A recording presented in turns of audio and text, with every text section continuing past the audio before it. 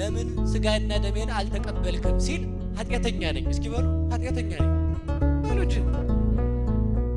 ድሮንስ እኔ የመጣው ለኃጢአተኛ ነው አለ። ምንድን ነው የምትመልሱት ነው ጥያቄ። እንኳን ለእግዚአብሔር ለእኔ ምንድን ነው የምትመልሱልኝ? እስኪ እኔ በሽተኛ ላክም መጥቻለሁ ብል እዚህ ጋር በሽተኛው ቁጭ ብሎ ለምን አልመጣህም ስለው በሽተኛው ሆኜ እዚህ መጥቼ እየነገርኩ የት ሄደሃል ነው ጥያቄው። ስለዚህ ተመልከቱ፣ ትዕቢታችን እኮ ነው። ተመልከቱ።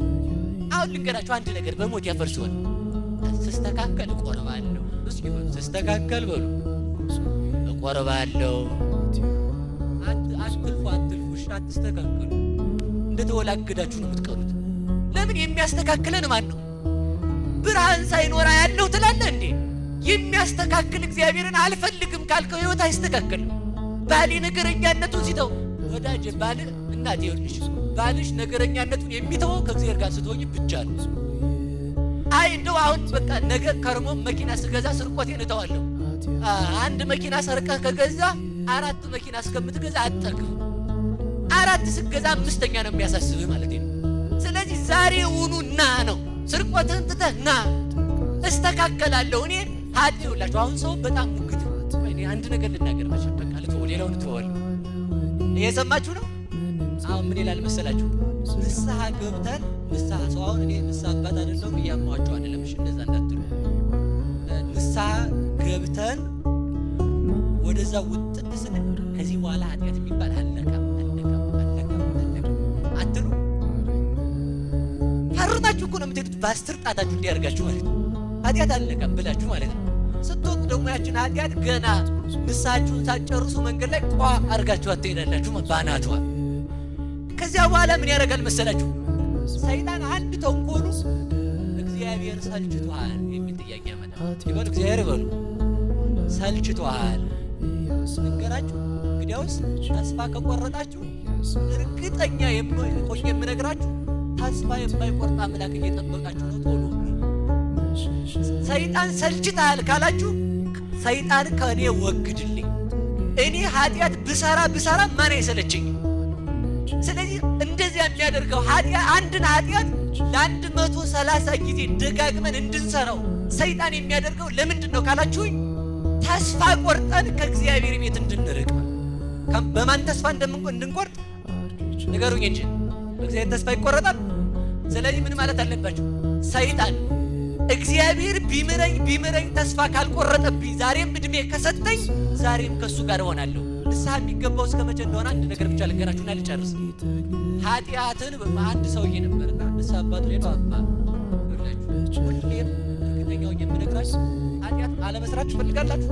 እስኪ እጃችሁን አውጡ፣ እጃችሁን ሙቱ። በቃ እውነት ኃጢአት የማይሰራው ከተሞተ በኋላ በዚህ ዓለም ሆነች ኃጢአት አልሰራም በቅተሃል ወይ አንተ እንደው ይሄን ጉራ አታምጡ። እንግዳ ምንድን ነው የሚባለው መሰላችሁ? ዛሬም መጣ አባ ኃጢአት አስቸገረኝ፣ ዛሬም መጣ አባ ኃጢአት አስቸገረኝ፣ ዛሬም መጣ አባ ኃጢአት አስቸገረኝ። ምን ላድርግ አላቸው። አሁንስ አስጠልቶኛል።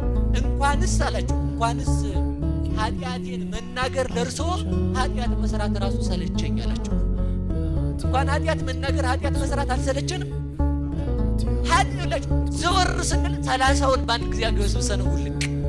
ከዛ ምን አሉት መሰላችሁ? ኃጢአትን በጽድቅ ሕይወትን በሞት እስከምትቀድም ድረስ ሩጥ አሉት።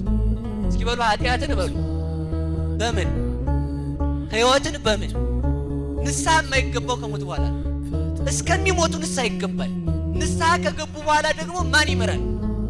ስለዚህ ሁላችሁም የምንስተካከል ከማን ጋር ስንሆን ነው? ንገሩኝ እንጂ በቃ ነው የእናንተ እዚህ ጋር የእናንተን ድስኩር ምናምን ስደሰኩር አላመሽም ሰዓት ስለሌለ ማለት ነው።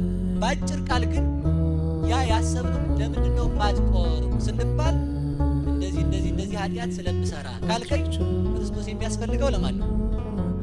በሉ ንገሩኝ። ስለዚህ እናንተ ጻድቅ ናችሁ መሰላል። ካልሆናችሁ ለምን አትቆሩ? እግዚአብሔር ይስጥልኝ። አሁንም እስከ መጨረሻው ያጽናልን እናታችን። እውነታቸውን ነው። እሳቸው እየወቀስኳቸው የሆነ ድንግጥ ብለው ነው እናቴ። ለእግዚአብሔር የሚደነግጥ ሰው ብፁዕ ነው። እውነቴን ነው። እሺ አሁን ስለዚህ ልብ በሉ። መቁረብ ከማን ጋር መኖር ነው? መቁረብ ከማን ጋር መኖር ነው? ሁሉን ነገር አሁን ይኸውላችሁ ብትቆርቡ ያሰባችሁት ሁሉ ይሳካል። ለምን? ከማን ጋር ስለምንሆን። የጠመመው ከማን ጋር ይሳካል? ስለዚህ እኛ ኃጢአተኛ ስንሆን ከማን ጋር መኖር አለብን?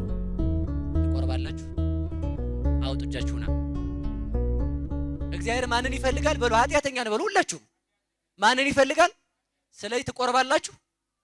ትቆርባላችሁ? ኃጢአት ብሰራ ስወጣ ካላችሁ ምን ማለት ነው መፍትሄው? በሉ መታጠብ በሉ እንጂ ታጥበን ስጋውና ደሙን እንድንቀበል መድኃኔዓለም ይርዳን።